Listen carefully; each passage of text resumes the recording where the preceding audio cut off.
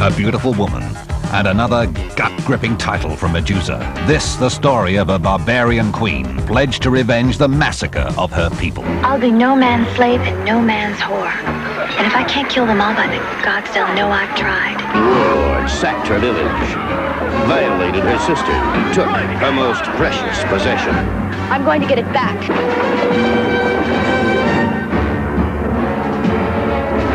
Flanked by ravishing women warriors.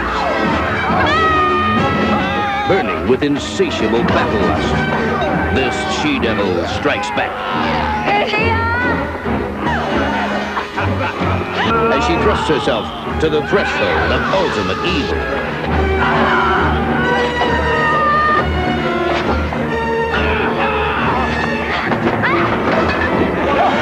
There are some people in this world who will never be your slaves.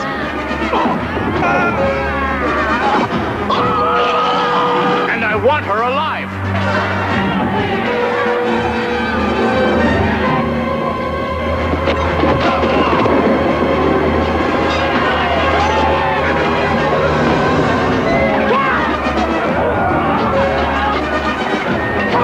Barbarian queen. No man can touch her naked steel. No man can shatter her sacred shield. No! Barbarian queen.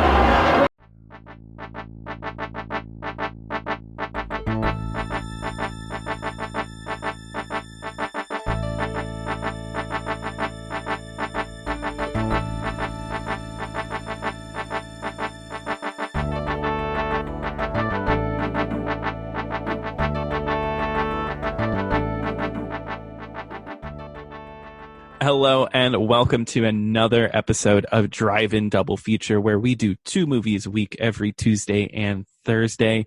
I'm Nathan. I'm Ryan. And today we're going to be talking about 1985's Barbarian Queen, directed by Hector Oliveira.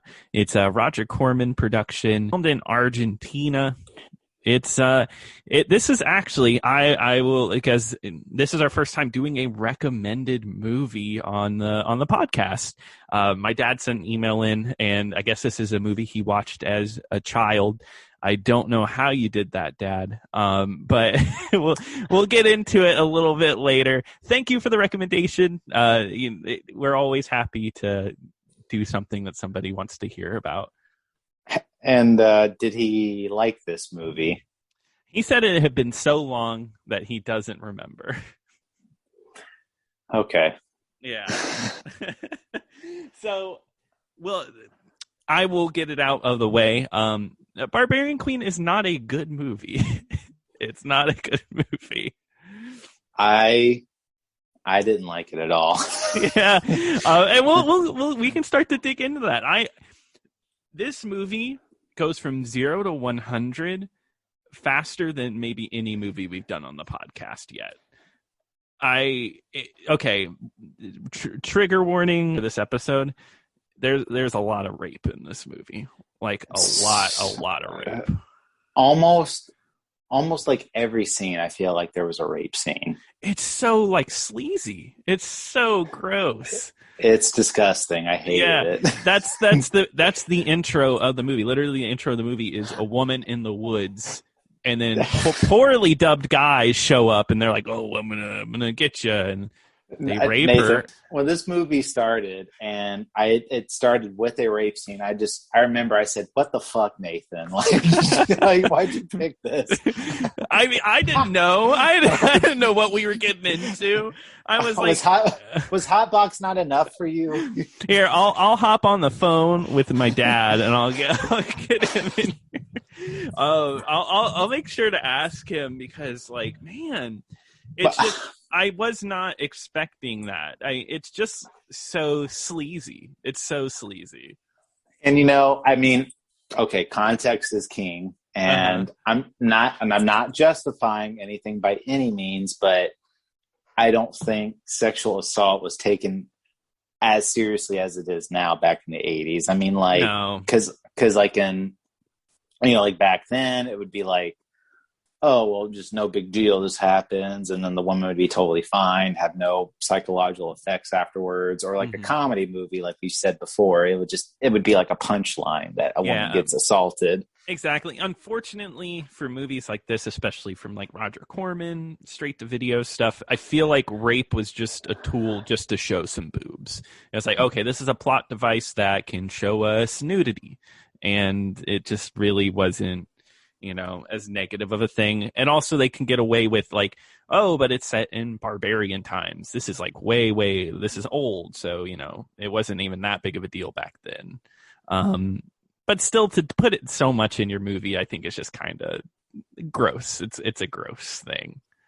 It is. And it's so gratuitous. I mean, pretty much every female character in this movie gets topless at some point. Yes. And they get assaulted in some sort of way. And there's scenes of them going to brothels. There's scenes of them being tortured. There's, like you said, there's like village pillaging scenes where women are raped. So, I mean, it's so gratuitous that like, it was turning me off to like the whole experience of this movie, where I was just like, at a certain point, I kind of like mentally just checked out, because I was just like, I'm so over this, because it's just like, I've seen this so many times that it's just, I don't even want to watch it anymore. Really. Yeah.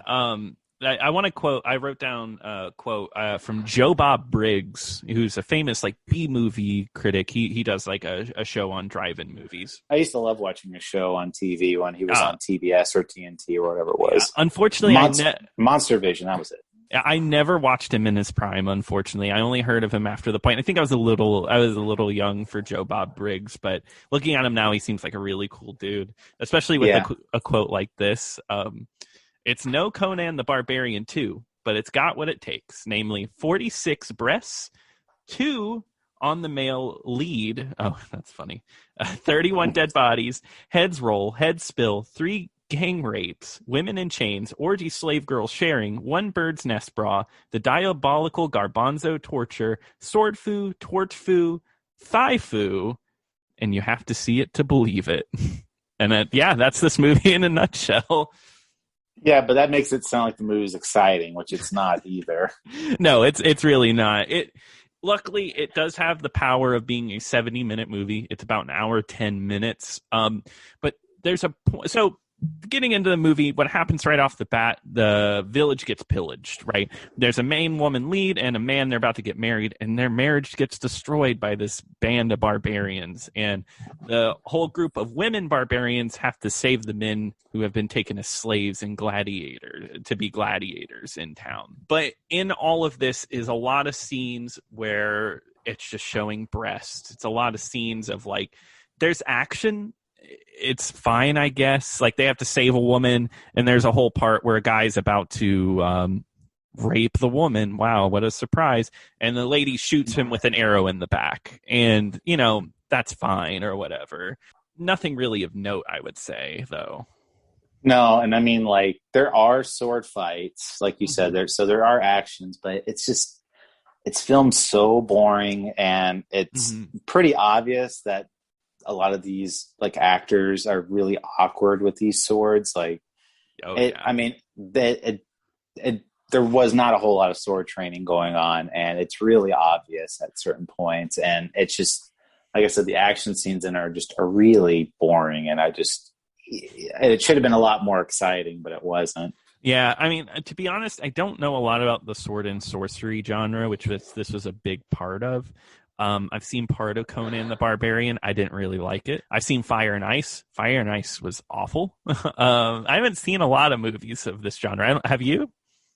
No, I mean, there are some that I can try to think of, but I mean, I know that I've liked, but I can't think of them off the top of my head. But gotcha. But I even in Conan the Barbarian, which is the standout movie of this, you could tell there was sword training. You could tell like there's actually like good trained action in that. Well, that's a big movie versus whatever budget this movie had. Yeah, I'm sure it was really cheap, especially now Roger Corman. Exactly. Yeah. So the one positive I will say about this movie, the one thing I liked about it was the score. and I don't know if you noticed who did the score for this movie. I did, because I looked it up because I also was like, it's really good. I'm forgetting his name right now. James Horner, yeah. who's an Academy Award winning composer for the Titanic, and he also wrote "My Heart Will Go On," the Celine Dion song for Titanic. Yeah. So he's a 2-time Oscar winner. So it's no mistake that the music in here sounds good, because it's actually made by a competent composer. Exactly. Yeah. I mean, and I think that's such an awesome story of like, great artists can come from anywhere. And, he had to get work like this, I'm sure, to start with. And, as a paycheck. And he still was putting in really great work. It's cool. I actually kind of like the dub in this because it is so completely awful. It's so bad. It was funny. Like, it was just funny bad. It's so bad. And I was just like, because I remember I looked, I'm like, is this a foreign movie or something? But it's not. And No. and they're dubbing. I mean, I'm guessing since it was filmed in Argentina, maybe some of them are locals or something, and they just got them really cheap. And they just said, like, let me just dub it and just put a goofy voice over them or something. Yeah, like later on, a woman gets captured and she's forced into a brothel, and there's like this big dude that's like her, like the brothel manager, whatever you'd call that. Mm-hmm. And he has like this really goofy voice over him. He's like, "You need to get off of that food," like that. Like, and it does not look like him at all. I know his voice is so effeminate, and he's got like he's got like a big like turban looking thing, and he's got like a little pencil thin like John Waters mustache. Yeah, it's so silly, and all these women have that 80s fluffed up hair. All of them, like that takes hours and hours to work on, and they're supposed to be like barbarian women. I have a challenge for you, yeah. And can you name any character in this movie? Like, what is their character name? Oh God, no, I'm not even gonna try.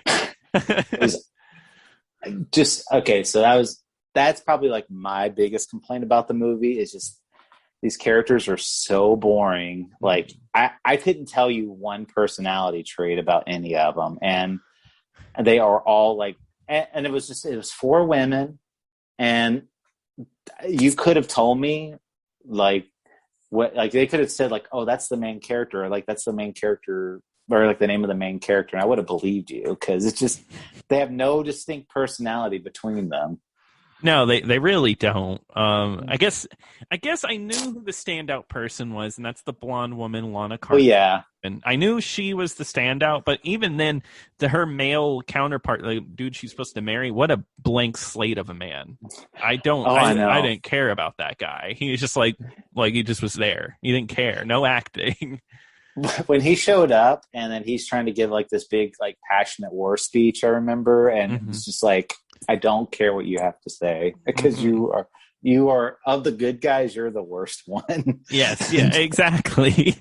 There is a really bad performance from the king. Of course, there's a tyrant king that they have to take down, and the process of them taking him down is one of the dumbest things I've ever seen. Where they dress up in regular clothes, and then they hang around the town where the king is at and go incognito. They get caught like almost instantly. Like, stuff happens and they just get caught. It's such a bad plot device. It's so funny too. Doesn't one of them, like, she sneaks into the castle as like a prostitute, and yes, she's like, I remember he was really attracted to her, and she's like, I want a dog. No, wait, scratch that. I want a cat. And he's like, a cat you shall have, my dear. Yeah. Well, I think that one is so gross, because I think they imply that character is underage. Like, that character's really young. And it's like, oh, gross. But it's barbarian times.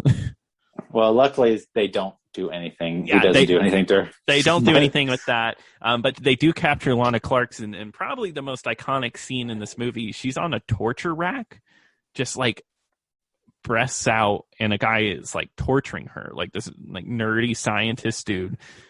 And he puts him. Go ahead. Do you remember? So that was the only thing I was going to say before you say that was like, do you remember they had it was like a giant metal finger that was like flicking her nipple or whatever? What was that? It was like supposed to be a torture device, and like the metal finger's just hanging there and hitting her, and the nipple is like, oh my god. And then he goes up to her and he like rapes her, and while he's inside of her, I think she squeezes her thighs. I think that's what it's supposed to be. And he starts going too tight, and then implying that she's basically just hurting his dick by making her thighs too tight. I don't know. Did they have Kegels in the fantasy times, or I don't know. I guess so. That's probably the most ridiculous scene of the whole movie. Yeah. And then she pushes him into acid. She does get out, and that acid's so bad looking. It just looks like a little pool of water, then it's just waving there, and he's supposed to be like bubbling dead. Oh yeah, it's so stupid. Yeah, that's about all. That's a lot of the notable stuff in this movie. I don't know what else. Yeah. I mean, there was other weird stuff. Like I remember in the beginning of the movie, like when they show like the town, like. Nudity, I guess, is not a big thing. There's one scene where like one guy has like paint and he's like about to put paint on like a woman's face. She's like, oh, like she just like does that, but then like he like pulls down her top and then like puts like paint on her nipple, and she's like, oh yeah, that's better. That's in the first like 2 minutes of the movie, right? Or after like, the one scene they go in and then then he paints his nipple. I was like, what? I was like, what the fuck? Yeah, I love that. There's no dialogue either, but that's what she does. She's just like, uh-huh. Mm-hmm. Yeah, like she didn't want paint on her face, but she's totally fine with it on her nipple, whatever. Yeah. God, yeah, I guess Joe Bob counted 46 breasts. Yeah, that makes sense. There's so much in this movie. It is just a sleaze movie. That's all it is at the end of the day. I could see why a kid would be able to get his hands on this because from the cover it's like, oh, it's a barbarian, like Conan the Barbarian, and then like they can hide in their room and be like, oh yeah, I'm watching this nasty movie. Oh, it would be kind of funny that like you rent this for your kid like in the 80s and you're like, and then you're like, oh yeah, he loves sword movies. Oh, it's probably R just because of all the violence or whatever. You can watch it and then you see it and you're just like, whoa. Yeah, that's when the movie in the first minute it just starts horribly. I guess that's just how it was back in the 80s. It feels like, because pornography just wasn't like so readily available. You could get it in magazines or like go to a dirty movie theater, but this one it's like, oh, I can go to like my regular cinema and go watch a movie where there's like 40 breasts in it, or like you said, I can rent a tape and then I don't have to go to a dirty video store and I can see all these boobs. Yeah, you don't look like the town like freak, right? Because you're renting Barbarian Queen. Yeah, it's a movie. Like, it may be low budget, but from the outside it looks like a movie. It's like, oh, that's just a movie that somebody would enjoy. And nowadays we just don't really have a need for movies like this because porn is so readily available. Right. I feel like these movies still exist, skin flicks, stuff like that, but it's definitely just not as popular to put just loads and loads of boobs in your movie. And at least more movies are being a little more socially conscious, at least for consent. Oh my God. At least. Yeah. I mean, like a different time, of course, but if a movie like this came out now with like the amount of rape, it would, I don't even think it would get released. It would not get released. It would absolutely not get released. There would be a huge outcry, and deservedly so. But. Yeah, if you handed the script to somebody, they would be like, "Hell no, get out of here!" You'd be blacklisted.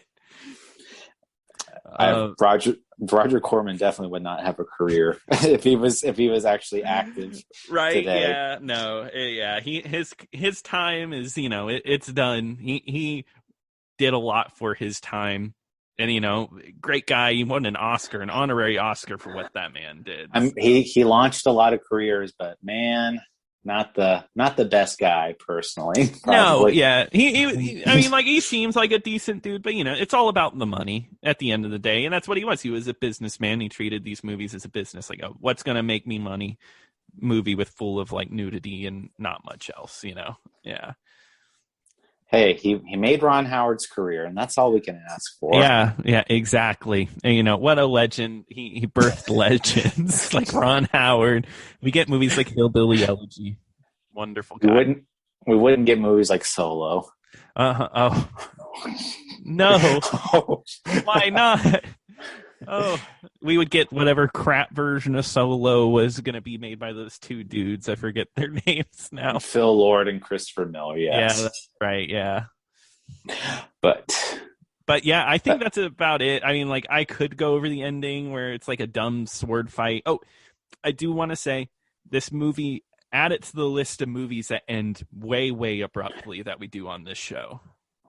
Yeah, that's the other thing, too, I noted, too. It was just, like, it'd be like in the video game where, like, if you hit, like, the final hit on a boss and then the credits started rolling.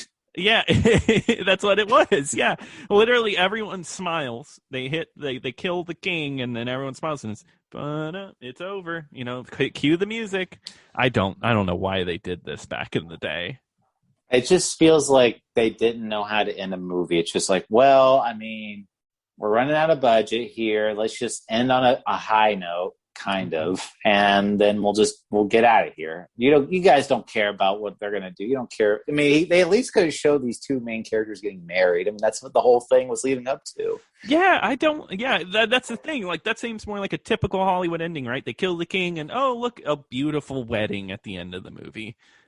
They must have not had the budget, like you said. They're like, yeah, we can't. Let's just end it at this plot point. Well, it's not like any of these women would have been able to wear white, Nathan. Very true. Very true. I'm sorry. That's terrible. No, that was good. But yeah, I think that about covers it, right? That's Barbarian Queen. I wouldn't recommend it. No. Absolutely not. This is definitely the bottom tier of movies we've talked about. Yeah, I don't man, at least got some laughs out of it, and, like, it looks like a movie, but it's a bad movie for sure. It's in the lower depths for sure. Absolutely. But yeah, so Ryan, what are we talking about next episode? Well, Nathan, honestly, after watching this movie, this is true. I was actually this next pick was inspired because I watched this movie, Barbarian Queen. Okay. Because I was just like, we've seen so many women in trouble, so I actually wanted to talk about a movie where we can actually maybe showcase women a little better. So I wanted to talk about our first female-directed movie. Nice. And we're going to be talking about 1971's The Velvet Vampire, and that is directed by Stephanie Rothman. So this will be our first one. It is available on Tubi, 100% free. So go and watch it, so that way you can join us in this discussion, hear about it. But also, too, if you've got any thoughts, opinions of this podcast, anything you think we should talk about, please email us at drive-in-double-feature-podcast@gmail.com. And just let us know what you think. And until then, we'll see you next time. See you next time.